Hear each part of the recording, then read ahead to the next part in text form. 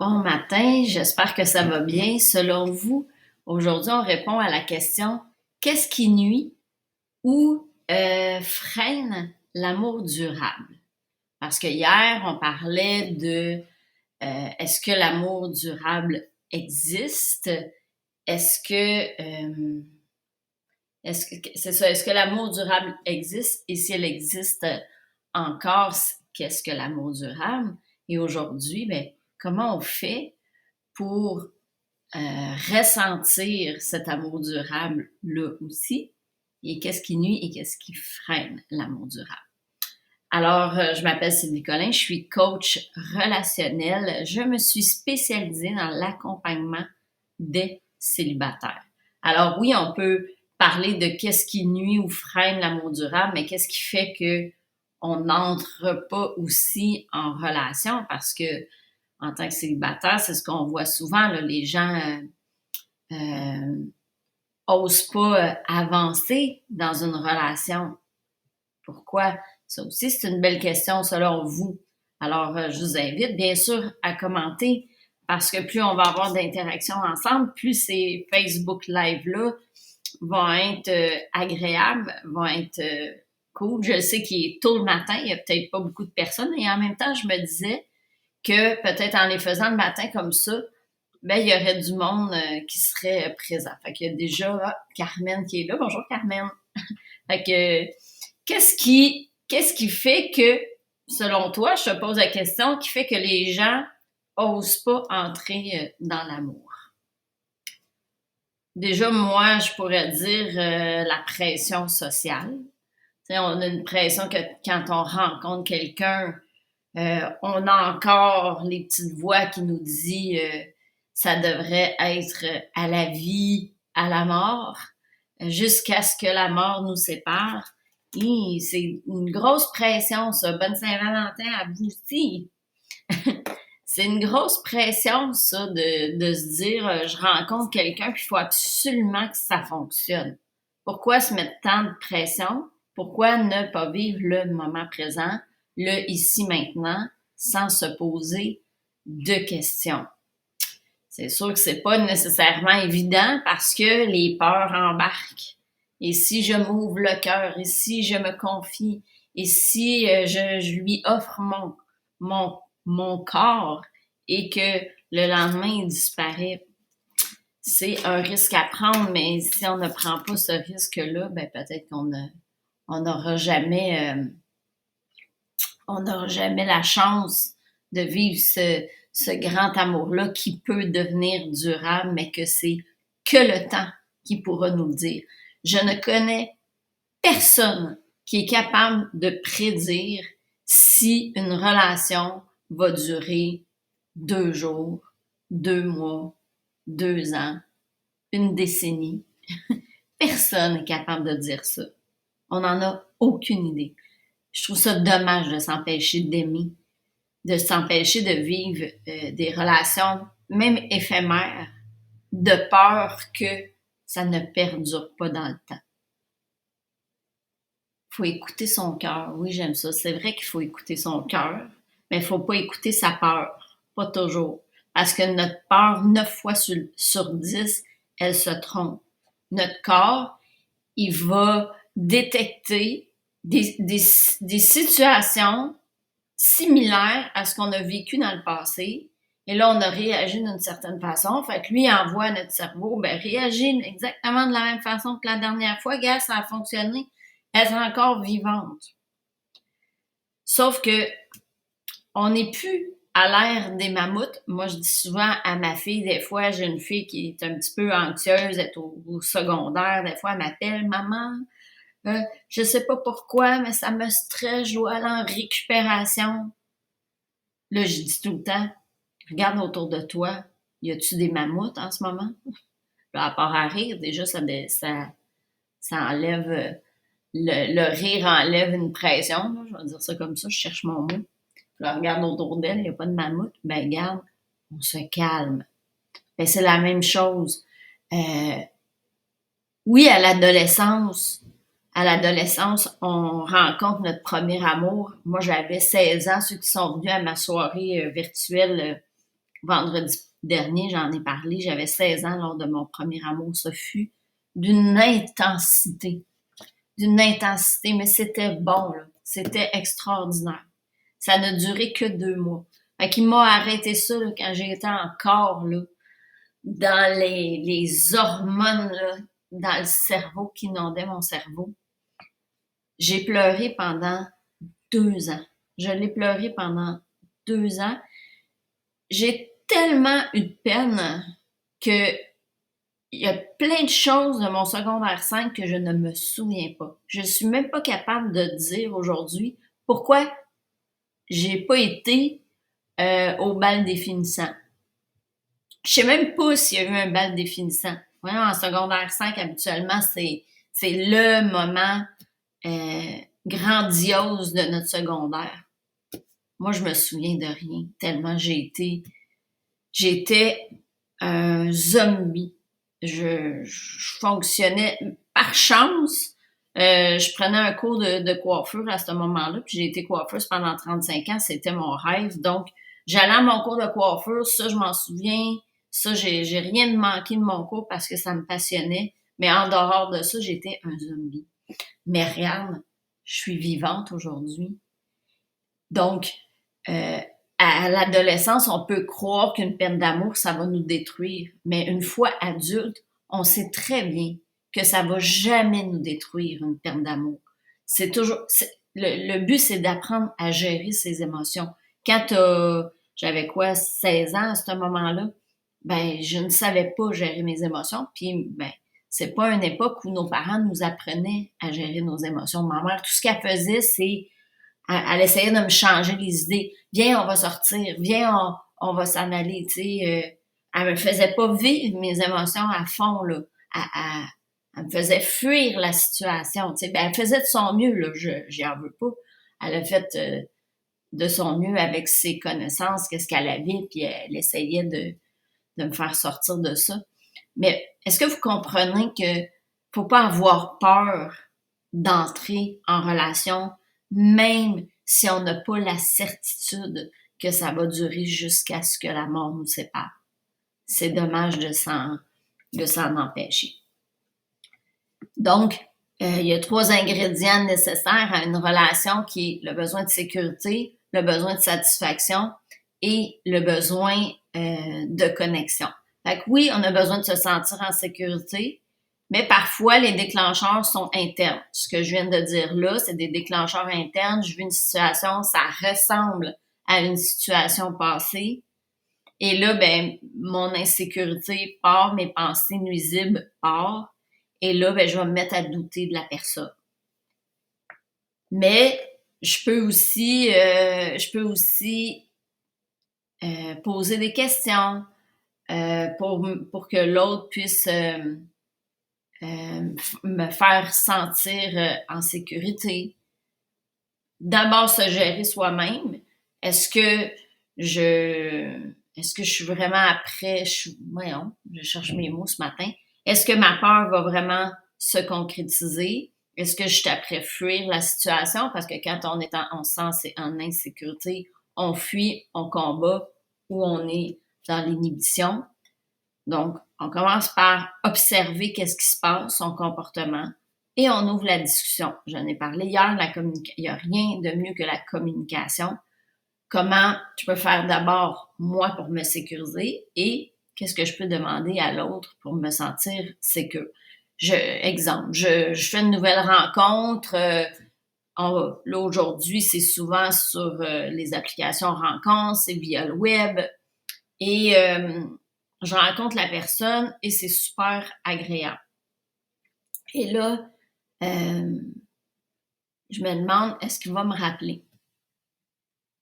Ben, c'est simplement de dire à la personne, soyons honnêtes un envers l'autre. Est-ce que on peut se donner rendez-vous?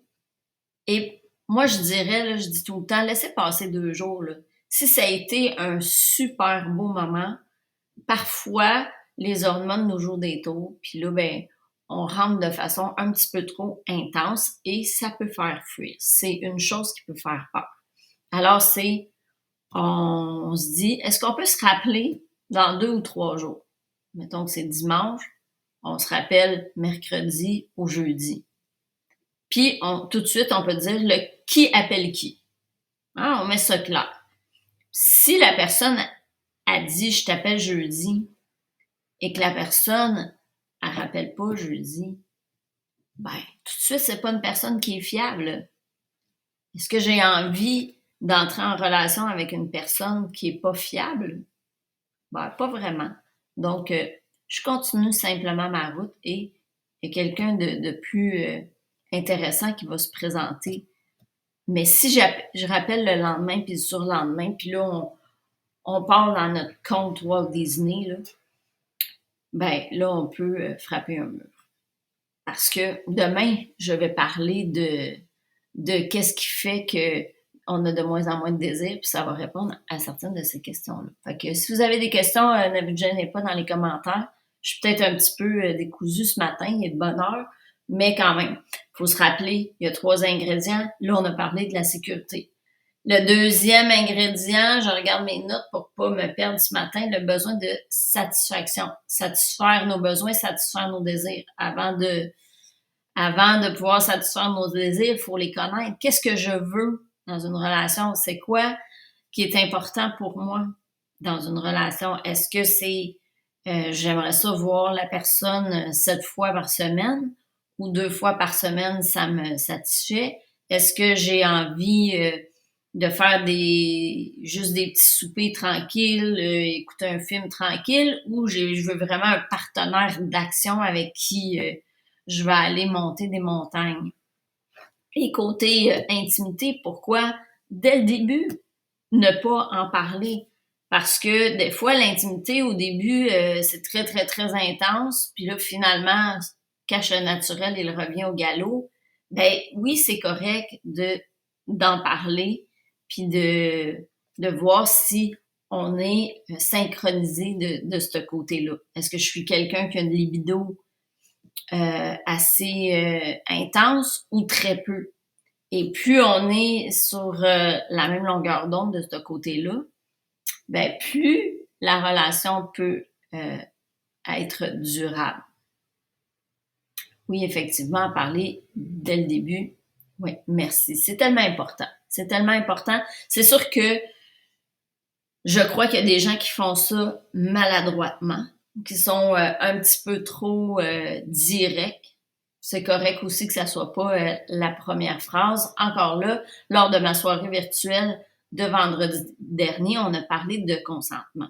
Alors, pourquoi ne pas débuter la phrase par « Est-ce que tu me permets d'entamer la discussion vers la sexualité? » Tu sais, c'est comme ça, la personne va dire, ben, je suis à l'aise ou je suis pas à l'aise pour le moment. OK, si t'es pas à l'aise maintenant, comment je pourrais t'aider à te faire sentir à l'aise pour qu'on puisse en parler? Parce que moi, je pense que c'est important d'en parler dès le départ. Et, ben, veut pas, quand on est célibataire, des amis pour aller faire justement monter une montagne ou pour écouter un film, ben, on en a tous. Alors, pour motiver à la rencontre, oui, de parler de nos désirs intimes, ben, ça peut motiver. C'est quelque chose qui nous manque quand on est célibataire. Il ne faut pas se le cacher. C'est quelque chose que souvent on n'a pas. Alors, c'est sûr que ça va donner du petit piquant, puis ça va donner envie d'aller rencontrer la personne. Fait qu'on en parle pour donner un petit peu de piquant, puis après on revient sur ben un petit peu plus notre personnalité, qu'est-ce qu'on aime, qu'est-ce qui fait qu'on est différent aussi des autres, et bien sûr qu'il faut se démarquer dans la vie. Et le troisième besoin, c'est le besoin de connexion. Fait qu'on a besoin de se sentir connecté. Hier, je disais aussi que pour ressentir l'amour, ça prenait une synchronisation. Donc, il y a plusieurs choses qu'on peut faire pour ressentir cette connexion-là. On peut se regarder dans les yeux. On peut, en PNL, on apprend à se synchroniser. Donc, si on est rendu au restaurant avec la personne, ben on peut synchroniser notre ton de voix. Si la personne a un débit rapide, on peut parler avec un débit rapide. Puis ça fait que dans l'inconscient, on met l'autre en sécurité.